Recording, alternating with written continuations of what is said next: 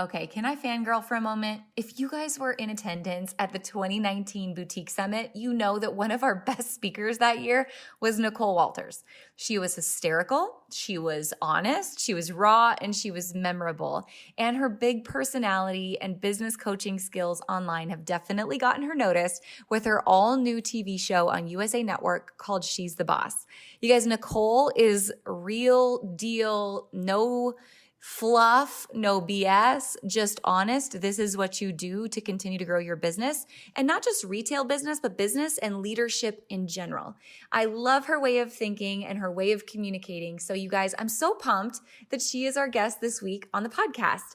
Please welcome my friend, Nicole Walters, entrepreneur, TV show host, reality show star. I don't know how else you would love me to introduce her other than I know you're going to love her.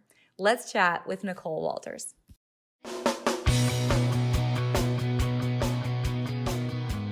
Let's talk about your business, strategy, and the juicy details of what actually works, from mainstream fashion to fashion on Main Street, and the entire ecosystem behind it. How do we scale your company and do it with the balance and the happiness that we all seek? Let's hear from those insiders, experts, and strategists that actually make it happen. I'm your host, Ashley Alderson from the Boutique Hub, and I can't wait to chat.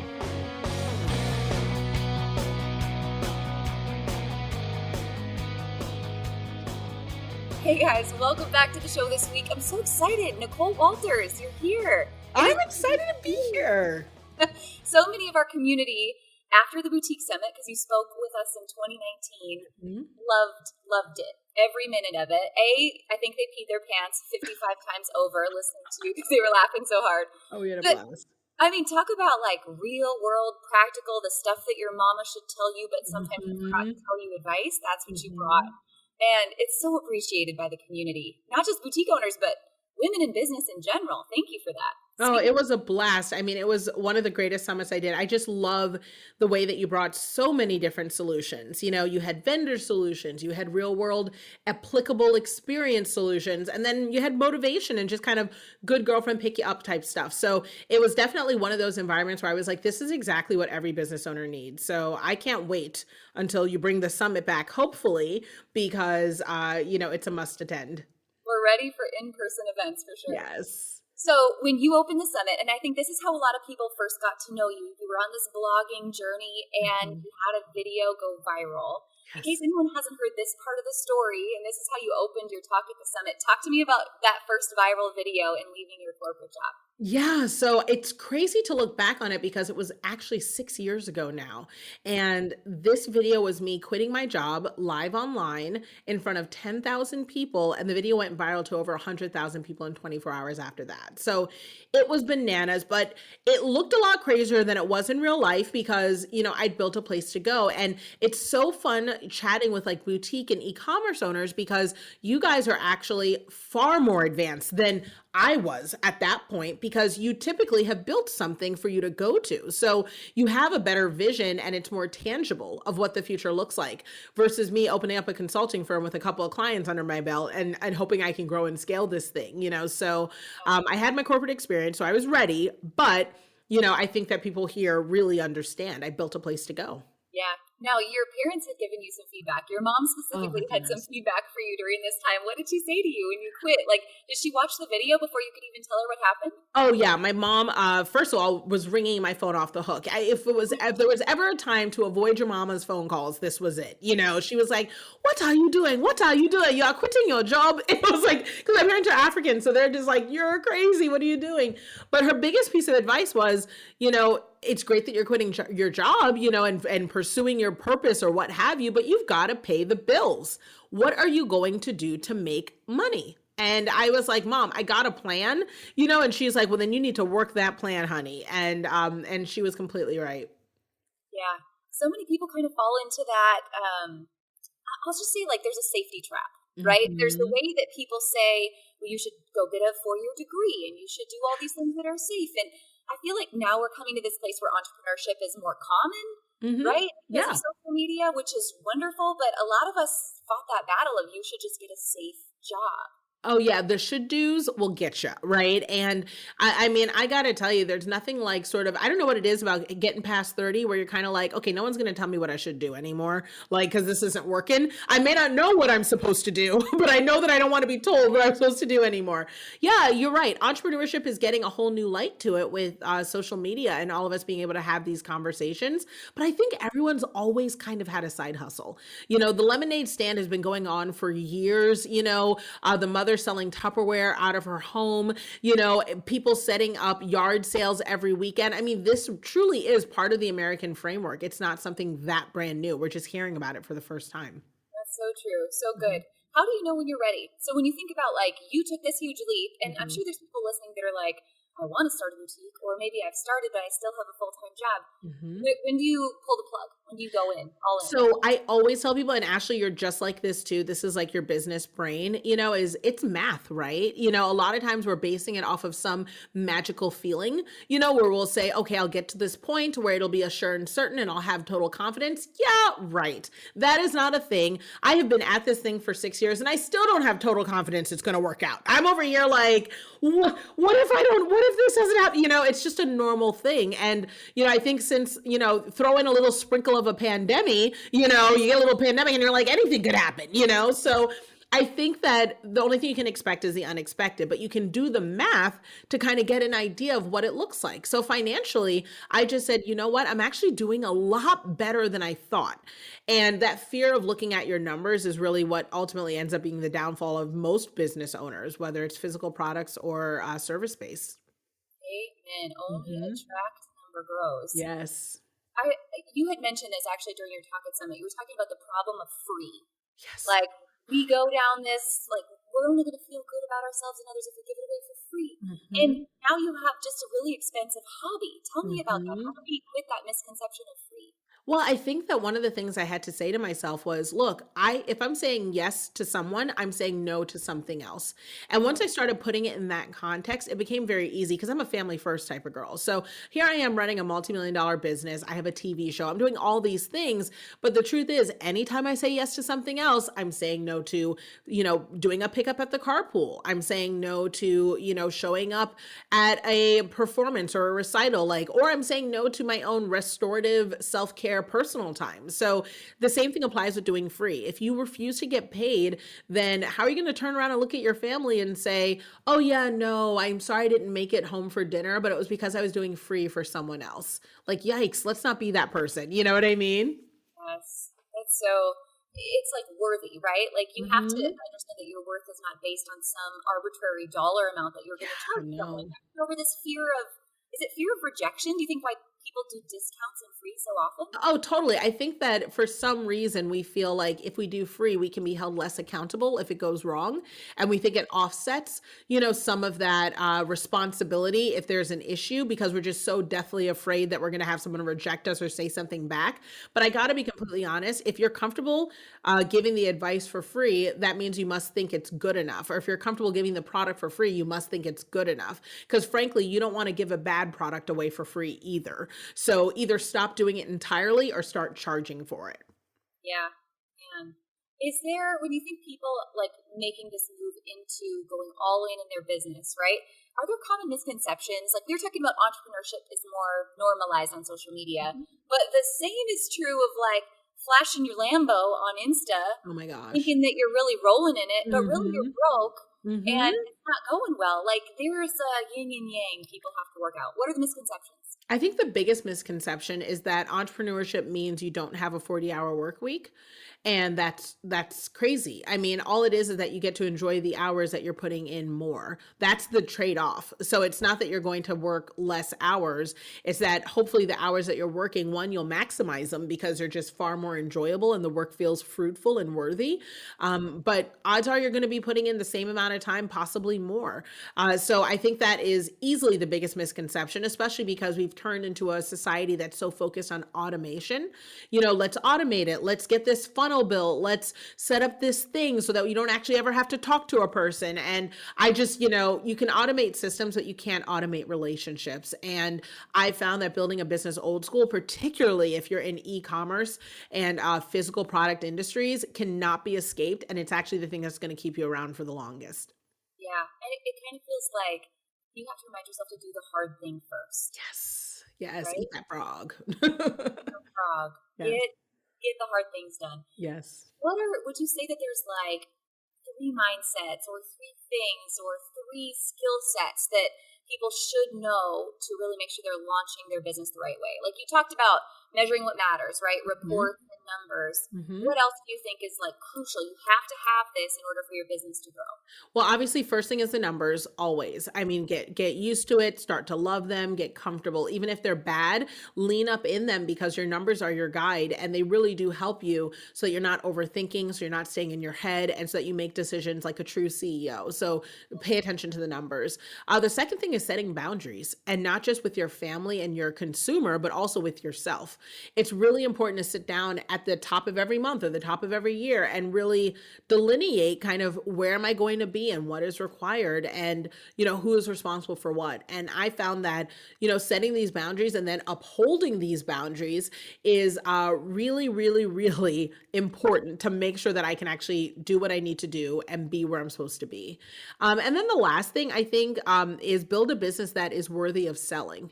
Because if you build a business that could be sold, it also means that you can delegate easier. It means that you're not immersing yourself in it so much that you can't get yourself out of it. And this is probably the hardest thing for most business owners as we're growing and scaling. When you build something that has a touch of a personal brand to it, or you're just, honestly, you're kind of a control freak, and you just want to know everything's done right. It can be really hard to start letting go, but that's what's necessary if you're going to be honest about being with your family and also living, the life that you've earned based on the work that you've done. That's so powerful. I think of it like there's the entrepreneur mindset and then there's CEO mindset. Oh, And what you just totally. described is build something worth selling. I'm gonna Mhm. make that a quote card for you Yep. because we get so it's like our identity is so wrapped up into what we're Yes. creating and then Yes. like we can't give it away to anybody else. But Yes. then we become just so tied and chained to our business we can never Hmm. escape it. Yes. How do you unwind the chain so you can start to scale your business? Well, from some of the tactical pieces, it's making sure you're doing your legal stuff correctly. So, I have my business divided up, into specific LLCs, that are totally delineated, and my personal brand is separate from my business brand. So, all of my products, all of my teaching tools, all those things are under the Inherent Learning Company brand, and then all of my like books, appearances, speaking gigs, podcast, TV show are under the Nicole Walters brand. And the reason why I did that right out of the gate instead of trying to mix up the two is because Inherent Learning should be a company that could go to the stock market and IPO and get sold and have a different CEO. And, then they can pay and or hire Nicole Walters as talent for the brand, and there are some tactical things that you can do with a lawyer. Again, just like numbers, we don't have to make it up. There are actual bullet points that you can do to help keep things clean so that way, when the time comes, you're able to escape and know that everything will be just fine. Love that. And you happen to have some legal help in the family. Yes, I do. I'm really blessed. My husband is the general counsel for the business, but we actually have several lawyers. So I have like an entertainment lawyer. I have another corporate lawyer that I work with. So I mean, it's great because my contracts get looked at like 4 or 5 times. So everything's always covered. Perfect. What other steps do you think people can take just to, again, put that CEO cap on and find additional ways to scale? Yeah, so I think that one of the hesitancies that people struggle with is hiring, Yep. because and there's nothing more CEO than starting to delegate, right? And it's because I know that this is very common with clients that I work with. When they think of paying someone's salary, they're thinking, I don't have $40,000 today in full right now. And so because I don't have that, I could never hire someone.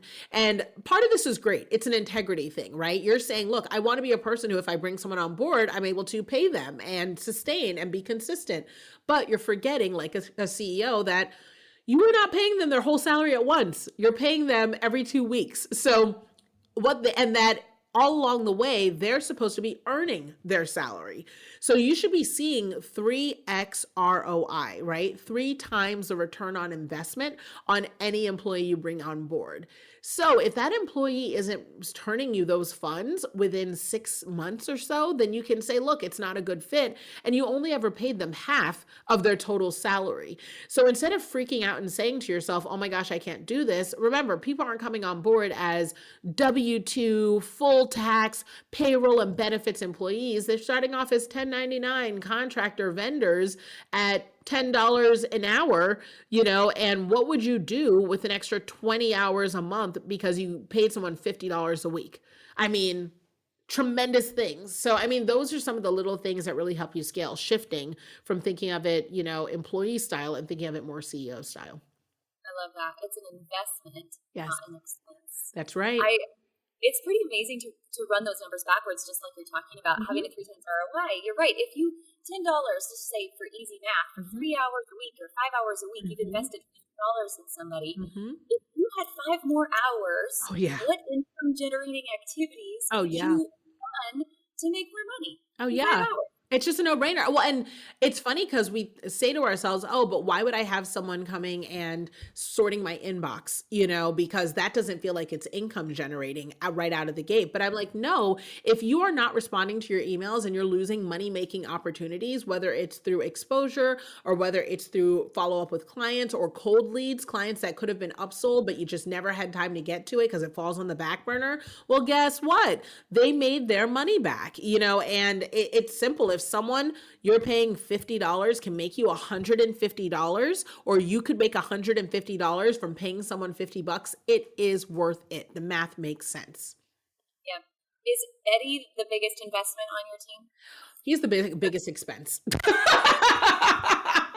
God bless him. He is the biggest expense. No, Eddie is, he's 24. A lot of people don't pick that up. And there is some merit to hiring young because he's got energy, he's got enthusiasm, he's got gusto, but he is like a bull in a china shop. And I'm regularly trying to rein him in so that I'm able to actually get things done around here. I love that. If anyone hasn't had a chance to watch your show on USA Network yet, that's probably one of the highlights. Yes. I feel like I want to go shopping with Eddie as he's shopping. You will spend a lot of money. That's what I can tell you. He loves to swipe a card and hold a purse. These are his favorite things to do, and it will cost you. That's perfect. What do you think, like, as your team has grown, you've scaled, what's the biggest mistake you've made in hiring? I took too long to hire. So that was easily, and that was based on, I would say some of it is the trauma of poverty. I grew up without money. And so because of that, I'm just really, really scared about spending. My business is proudly debt free. So because of that, I just didn't want to let go of that, and I didn't recognize that. Well, I had to recognize eventually what I'm letting go of is margin, not actual money. So if I'm making, in my business up until a year ago, I was pulling in a 99% gross profit margin. That's absurd. Wow. Once I hired, it went down to 83%, still ridiculously good, And so it was one of those things though, where it was like, when I look at a 99%, profit margin, it means that I'm expending labor that is probably not getting a financial return. So I had to say to myself, if I gave up a little bit of this margin, 10%, what if I just got peace of mind? What if I didn't even do anything extra? What if I just didn't do that work? It's worth it. So yeah, biggest mistake I made was waiting too long to actually hire and scale and get help. I can relate to that. And I think it goes back to similar, story growing up. Farmers, ranchers did not come from anything. Yes. Money doesn't grow on trees. Yes. I'm just very much in our lack, in our scarcity. This was a whole unraveling journey for me. Like, I had to hire a coach to understand money mindset. I didn't even know that was a thing. It is a thing. I thought the rich got richer and the poor got poorer. Right. And that's right. Did you have the same, you somehow had to unravel or maybe relearn what it was like to be a woman with a great income. That Yeah, was oh, huge. absolutely. I mean, what's crazy is, and obviously I had a therapist, for this, but my therapist, was talking to me about how sometimes mindsets can be passed from generation to generation. And these mindsets, what's hard is they're not always bad. It's just that they don't serve you in the present. And that was the thing I had to unlearn. So, I mean, just to be very candid, one of the mindsets that I learned from my father was that wealth only belonged to white people. And that you had to be careful because certain things didn't belong to you, as a African American, because like it's not, if you're too wealthy, it's not safe. Or if it's too wealthy, you can't necessarily get access to certain spaces, even if you have money, it's not going to, fix this about your life, just very negative mindsets around where I'm allowed to go, or, things like you have two nicks against you, you're both Black and a woman, so you just need to be mindful, and he would tell me these things not knowing their wider impact, because when he was growing up, he grew up during Jim Crow and segregation, and his father grew up, with vague recollections of slavery, so I mean, if you look back, those sorts of mindsets and thought processes really did serve them well then, because it kept them alive, it kept them safe, it kept them where they were supposed to be in terms of what was a safe environment for them, because you couldn't go places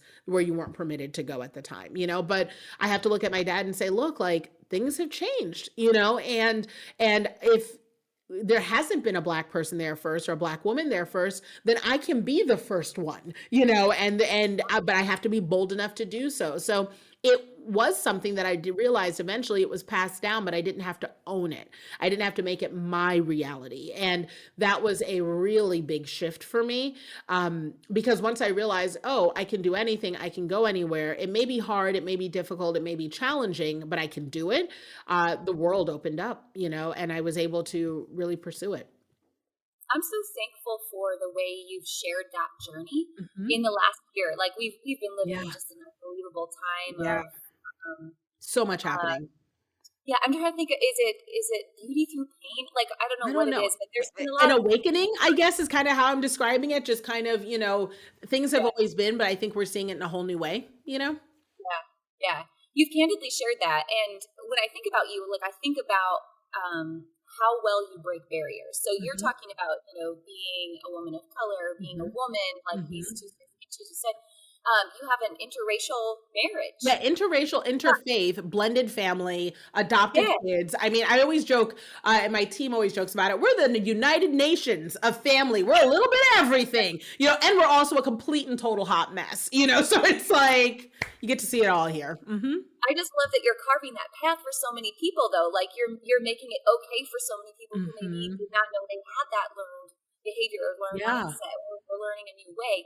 If there's anything, like if you think about that message that you have to share with people, what do you want people to take away from your United Nations of a family? Right. Like what is Right. the thing which most people would learn just by watching this unfold and how you're leading others? Yeah, I think if they're watching the TV show or My Life on Social or whatever, the biggest thing I hope people take from it is, one, I hope they connect to some aspect of it. And I think most of us can, like whether it's being first generation, being an immigrant, be growing up poor, now not being poor or trying to change. There's just so many different elements there that I think people can connect to. But once they connect to that, I really hope what they see is that you can live your life by design. You can rewrite your internal narrative, and you don't have to be a player in someone else's story. The book can be about you, and that is what I think is so incredible and so life altering when you finally accept, do I want to be a player in someone else's game, or do I want to, lead the charge? Then it really just shapes your actions. Therefore, it doesn't mean it's easy. It doesn't mean that we necessarily know how to do it. But if you're willing to say and own that, then it just changes your whole perspective on how you decide to do things moving forward. And that's what's really powerful. Yeah, so powerful on every level, that visualization, that Mhm. manifestation, that knowing Mhm. that it's possible. Mhm. Um, oh my goodness. The other thing that you like, I'm just thinking about all these, new paths that you carve. When you speak to people in your email list, you call them rich friends. I Rich friends. do. Yes, rich Yes. friend. and I feel like that's even a whole nother conversation of just normalizing, women with successful businesses. And I think Mhm. sometimes you're made to just stay small, be Yes. quiet, remain humble, don't tell anyone. don't talk about money, At it's all. not It's inappropriate. Yes. yeah. Let's talk about that. Let's unpack that. What does it mean to remain humble, but normalize it in a way that it makes it okay and it makes it achievable for other people to build successful businesses too? Sure. So this is a big one. So I'm a Christian. And so my belief system is, I believe in God, I believe in Jesus. Like that's like what drives my decision making, right? And it's just who I am. But where that fits in for me in terms of answering this question is I absolutely believe it's important to be humble and have humility, but it's humility before God.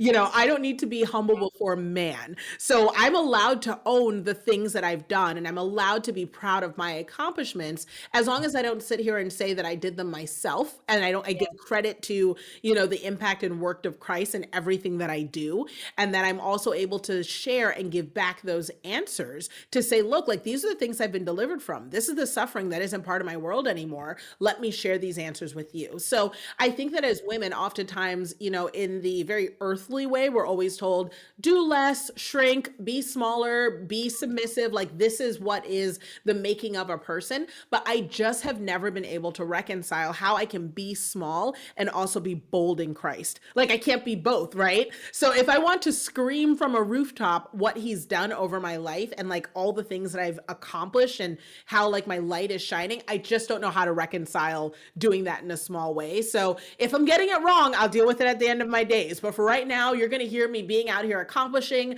knocking things out so that way I can be like, look what has happened and like this is possible. So I mean, that's kind of how I reconciled it, Yeah, and it's so going back to this money mindset conversation of I'll tell you another one, and I'll wrap this all together. Yeah. That I heard was that it's you're more holy if you're poor, right? Right. Pass through a camel to pass through the eye of a needle, right? Than the rich man enter the kingdom of heaven. And so you have this like idea of it's not okay, but you're boldly sharing your faith. Yes. You're a God girl. Yep. And it's better to, have money in the hands of a Christian that can do great things with it on Yes. This all day. Okay. This all day. So for me, I'm such a big believer in money is good in my hands. Like I have good hands for money. Like money is, when it comes to me, it is landing in a good place where it belongs and where it will be used to do good. So it's already out there. I think one thing no one can argue with is money's already out there changing hands. It's going places. It's being used for different things. And some of those things are for bad. So why wouldn't I get out there to get my share that I can use to, one, as a Christian or a God girl, advance God's interest, right? Positive things, but also use to advance just interests of the world for goodness, charity, nonprofit work, things like that. And I also believe that if God thinks, look, Nicole does positive things. She makes people feel good about themselves. She, supports her family. She's like, she's funny. She has great skin. She has trustworthy eyebrows. Like she's got all these things she's bringing to the world, right? So why not make sure that she's able to spend time in her purpose full time? And whether or not you're a believer, one thing I think we all know is that when you're in your purpose, that's the only place you're supposed to be. Like you're not supposed to be doing anything else. So why on earth would you think that you're not supposed to have money that will permit you to be there as much as possible? Like if you've ever had an amazing doctor, and I think we talked a little bit about like cancer journeys, and when I look at my daughter, Chrissy had cancer. And when I look at, and she doesn't anymore, for all the moms listening who are like, no, like she doesn't anymore. She's totally fine. She's healed. We're grateful. But when I met her doctor, was almost a ease about him in terms of how to treat her, an awareness, a confidence that was not only helpful in the moment, but it was also indicative of him being in his purpose. Like he just knew what he was doing. And at that point, when I think of the role he played in our life, I would have paid him any amount of money he would ask in order to continue to be there, because there's no other places. If I found out this man was also part-time at Target, restocking shelves, I would have been like, sir, we need to have a conversation, because there's like 11 babies you weren't healing because you were busy, in a red shirt and khakis. Like, this is not okay. You know what I mean? So I think it's important that we not only charge, but we charge well, because if you found your purpose, thank God, you need to be there 24/7. Yes. Oh, there's a lot of word vomit that wants to come out of me right now, but I have to tell you this. So in case you guys are listening and you don't know, so Nicole's daughter and I shared the same type of cancer. So we've got this parallel journey. But Nicole, the very first person that ever introduced me to mindset and the power of your thoughts was my cancer doctor. Wow. Yeah. And he said, Ashley, just as important as the chemo you are about to receive is how you think about it and the mindset. Wow. And I mean, I just get chills even. Chills. Oh my gosh, girl, chills. Just because think about this, like anyone who's gone on this journey, understands that is so true. It is so, so true. And if you're hearing it from a doctor who believes in conventional medicine, right? Who's saying like, no, meds, drugs, like we'll do all the things. In your body. Oh yeah. But he's also like, yeah, and all that stuff is great, but it's your brain. It's your thoughts. Like if a doctor is prescribing good thoughts as part of your treatment plan, don't you think we should be using that every day too? Like, yeah. Hello. Yeah, it's true. Like our family, one of the things we did to kind of get not through the cancer journey, but while it was in our life, to say, hey, this is part of how we're going to handle it, was that we always treated cancer as a temporary visitor. We were like, it's here for a while, and we're going to have to deal with this, but then it's going to leave, and so we're just going to act like this is a season that we're in, and we're going to still laugh, and we're still going to tell jokes, and this is just something we're going through right now. This is the end date where cancer is going to be evicted, so here we are, this is it, and that was the mindset. We never ever embraced cancer as even as a long-term diagnosis or part of our family. Like it happened, it's gone, it will never return, Yeah. People ask me about it today and they're like, oh, it's so terrible. And they have this like, face. Yeah. And I'm like, no.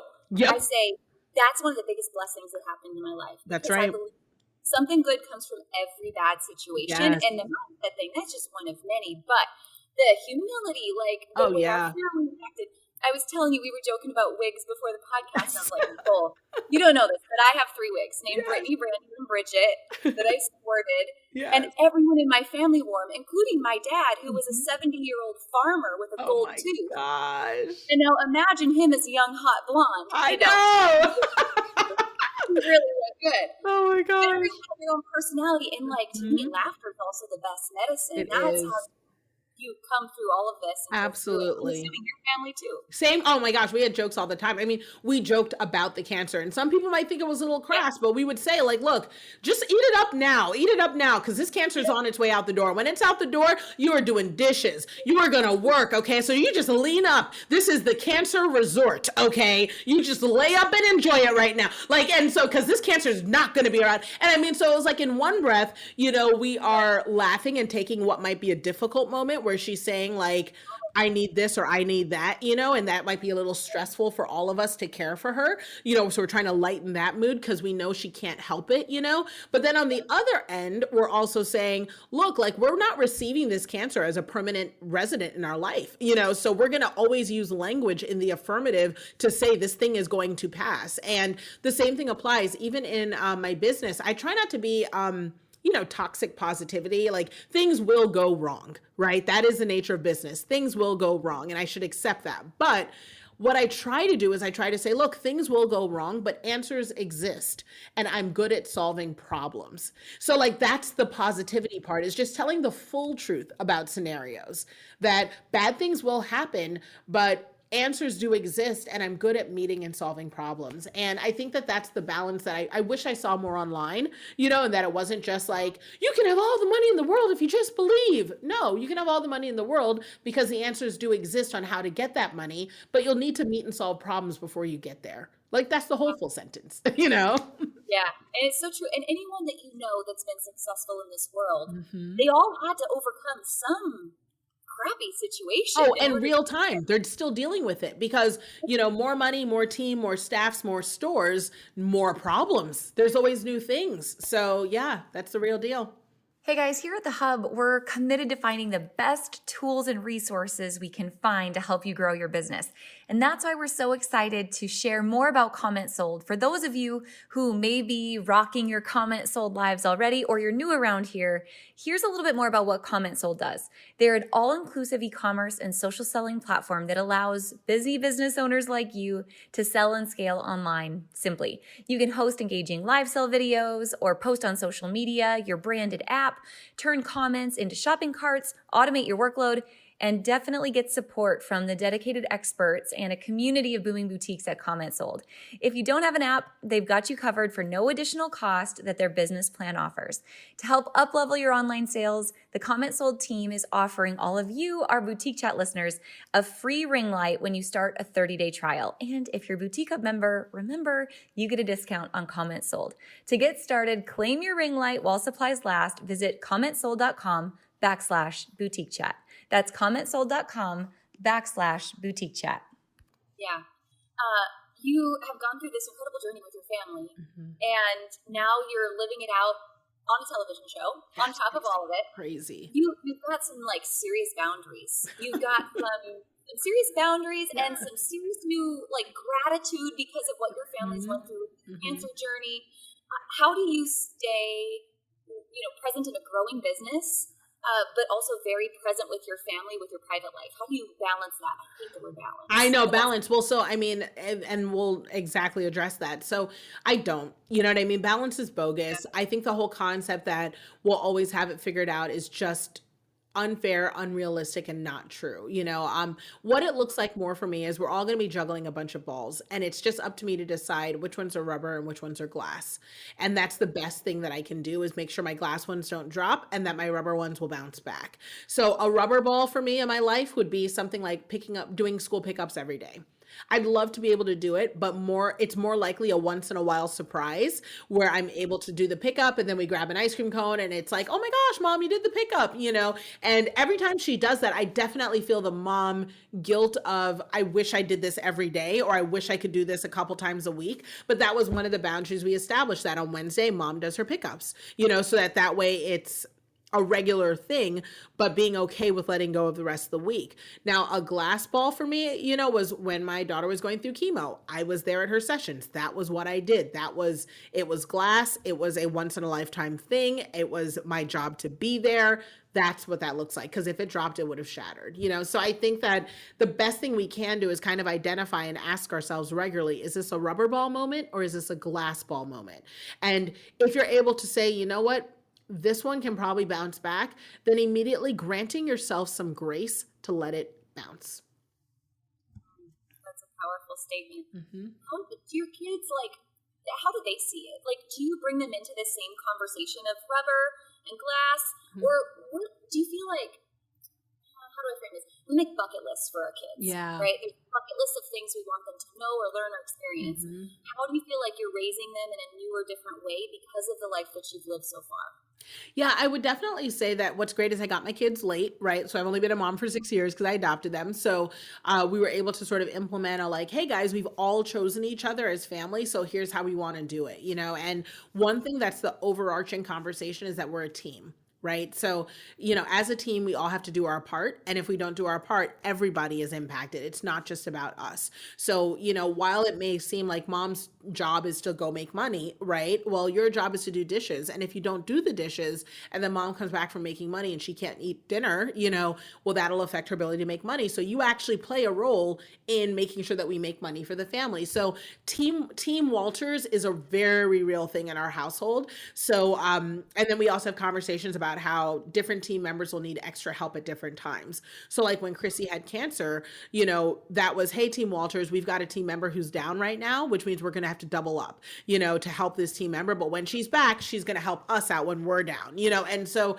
that's really how we, manage in our household, and it works well. It's not perfect, right? We have moments where people drop the ball, but even in those moments, the conversation is, hey, we're a team. So what happened here? And very quickly, my kids are kind of like, you're right. You know what I mean? In that moment, I chose myself, or in that moment, I chose what I wanted to do, or I didn't uphold who I said I want to be. And so I'm going to, look back and say, look, this is not okay. I need to recalibrate because I'm part of a team. Yeah, I like that. And it's a lesson, I think about this conversation we have about rich friends, right? And normalizing women making money. I think there's an inherent fear that goes with that of, but what if my kids are spoiled? Or what if my kids think it's easy? Because you hear these entrepreneurial journeys, and it's usually people that came from nothing. Yes. And they were hungry, and they created something. So now there's a fear of, but my kids really haven't had to want for anything. How do I normalize that for them so they're still hungry, but in a different way. Well, it does help that, again, our kids are adopted. So we all share a very similar background of coming from nothing. We know what it's like, except for my little one. And that is evident. I mean, she says things like, we sometimes travel, private, and she'll say, well, why don't we just park the plane in our backyard so we don't have to go to the airport?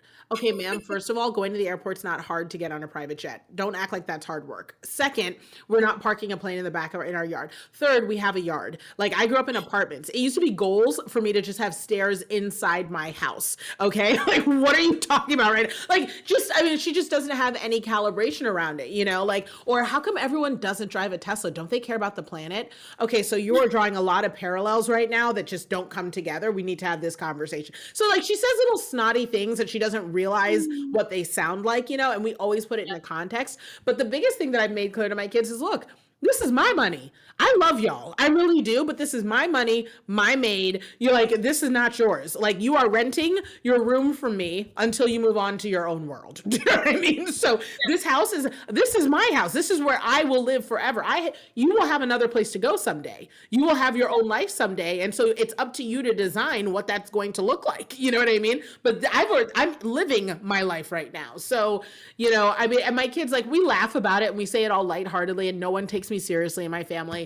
But, it is something that I think it just plants a little seed in their head, and they still have responsibility. So my daughter has been doing her own laundry since she was 5, and all my kids do their own laundry. All of them do their own loads, and we raised a home of helpers. So no matter what, they know that they should always be looking for a way to help. So even if I'm working in my garden, they're like, do you need me to help carry trays out? Do you need me to bring you a water? Do you want me to help manage the dogs while you're outside? Because they recognize, again, the team. Where can we help?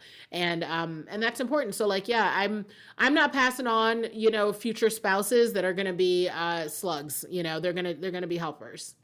The way it should be. That's perfect. Let's talk about this TV show. So you just had a season finale. Yes. In case anyone has not watched this yet, which obviously we'll have it all linked up in the show notes, but get ready to pee your pants because it is but tell us about the show first, and then I want to hear more about the origins of the show. But in case anyone hasn't watched it, tell us a little bit about what you'll find on the show. Yeah. So, I mean, what's great is it's different from most reality TV. Like, we're not flipping tables. We're not being mean to each other. It really is just a look at what it's like to balance, your family and your business, and the fact that those two things are just never in balance. And the show's called She's the Boss on USA Network. And the reason why it's called She's the Boss is because I'm not, I'm really, really, really not. And you get to watch kind of how I'm navigating parenting the kids and handling all the stuff. So it's exciting. You get to see things like what it's like to get the first car and pick out a college, but also how to manage your office while your assistant keeps jumping in, trying to do his own stuff, and just really balancing all of that. Like coming home after a day of work into chaos in your house and being like, okay, I guess it's another shift, And so I think it's fun. I think it's lighthearted. It's positive, and it's just a reflection of real life. It is so real life. And you spying on your child thinking that she's on a date. Totally not. That's real life. That's real life. Like, I mean, you have to make the time for what counts. And that's messaging that I always say. So yeah, being a business owner, it's what counts. That's perfect. So, I mean, I'm just thinking about you having this TV show. And one thing you always say is that you're great at pitching yourself. You're great at sales. And I think sometimes people have this negative idea of what selling is. That in order for you to have this show, you had to sell yourself, right? You had to pitch yourself.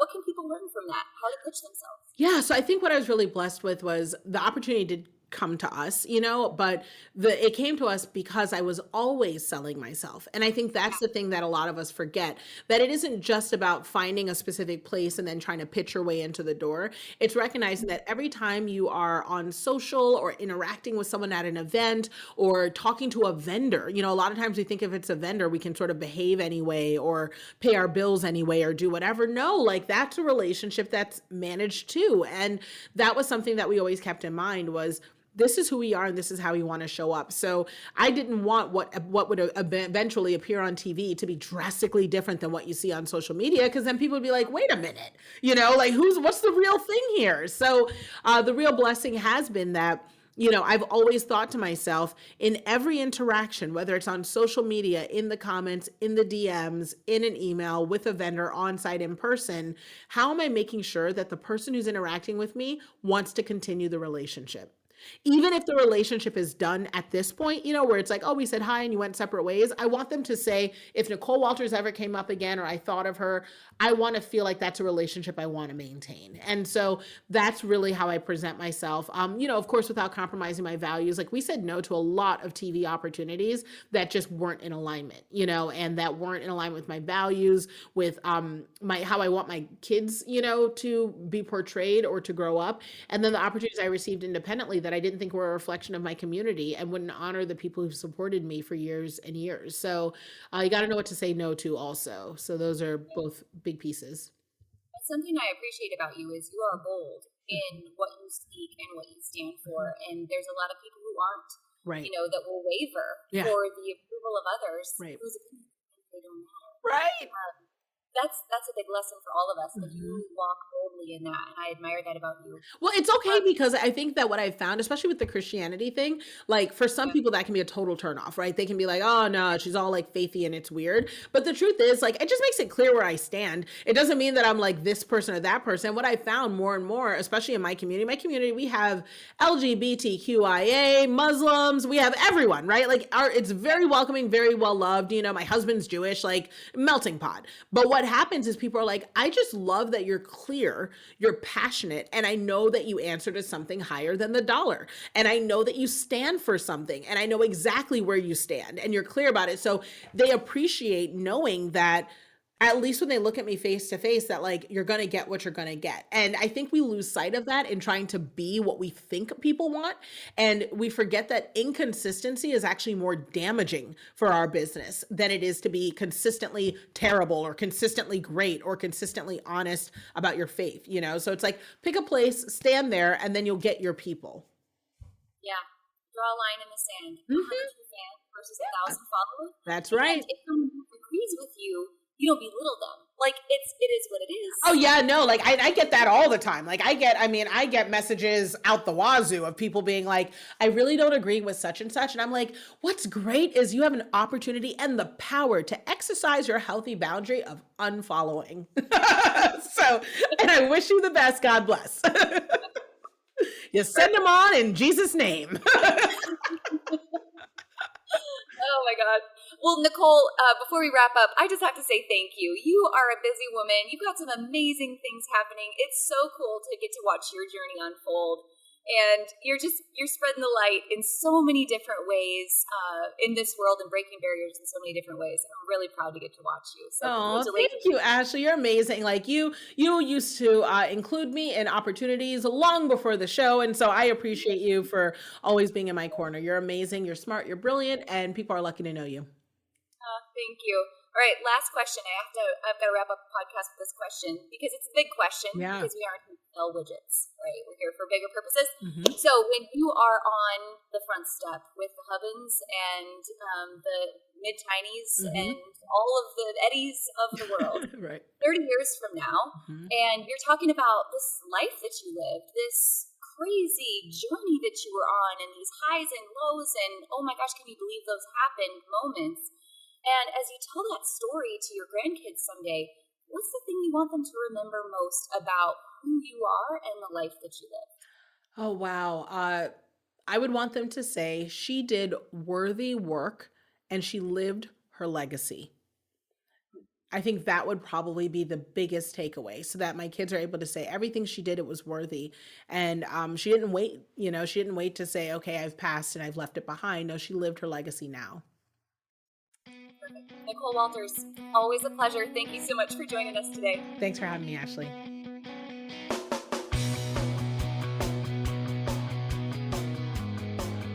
Hey guys, thank you so much for listening to this episode. We hope that you loved it. Don't forget to hit subscribe and leave a rating and review down below for a chance to be one of our featured listeners each and every week. For more information on our spirit of community over competition and how to access complete show notes and bonus downloads from our guests, head on over to theboutiquehub.com and join the community. We'll see you next week.